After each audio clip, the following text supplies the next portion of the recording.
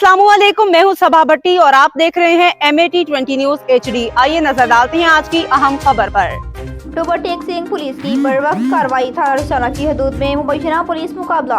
ये वाकया मोड़ मखदूमा के करीब 184 गाफे में पेश आया, जहां पुलिस ने दो मशरूफ मोटरसाइकिल सवारों को रुकने का इशारा किया।